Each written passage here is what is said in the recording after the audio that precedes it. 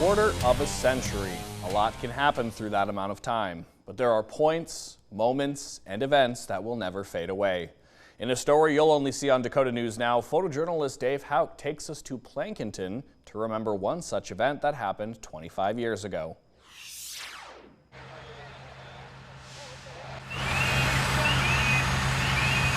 The night of the explosion, I was actually in the school and we evacuated the school. It was in between seasons and we were having an open gym for basketball, and somebody down in the locker room smelled propane, called the fire department. So we got everybody out of the school, and I lived north of town, and as soon as I got home, It's 4313. then I got a call saying the school had basically exploded. Dave was a good friend of mine, and so was Pat Phillips.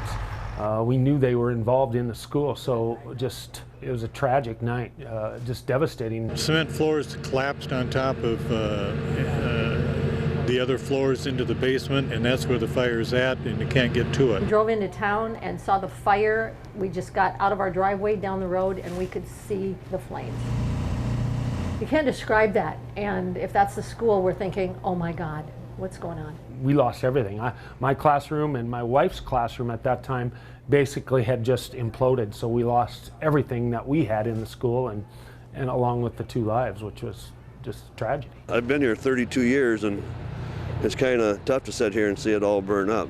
Most of the water's running from right from that area. We went in and parked as close to the school as we could and gathered with any people we saw on the street staring. I mean, we're just people crying, tears streaming down their faces, because this building had been there forever, and everything was going up in flames. And I looked at the windows where my classroom was.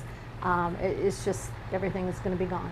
We were concentrating on one tank that may have had something to do with introducing the propane. The whole school, which I had been in earlier that day and the whole week, was engulfed in flames, and it was a terrifying sight, to be real honest with you.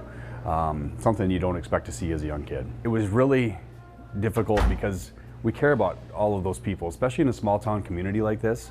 Those people are part of our community every day, especially coming to the school building. There's 2! Our gym is named after the 2 gentlemen that lost their lives in the school explosion. There's another one, good job! It's just a constant reminder to be part of the school system again. Anybody else can sign up for Citizen? Yeah, when I graduated, I didn't know if I was going to get back in education, and I decided to go that route, and here I am, and I'm glad that we are. And there's several of us that Do you remember doing that? have graduated from this community that have returned to help work here. I mean, we had Governor Bill Janklow at the time came in, and at that particular point, the community rallied together.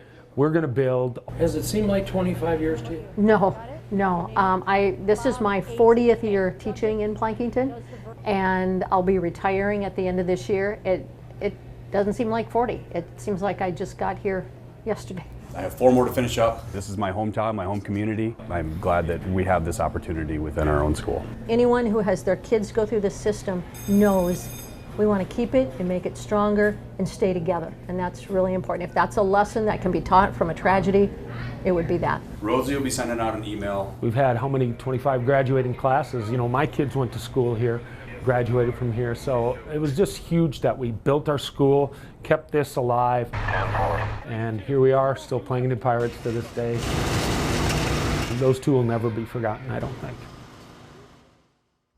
Photojournalist Dave Houck with that story. On Monday, students and staff will be walking to the old school site to place luminaries around the area.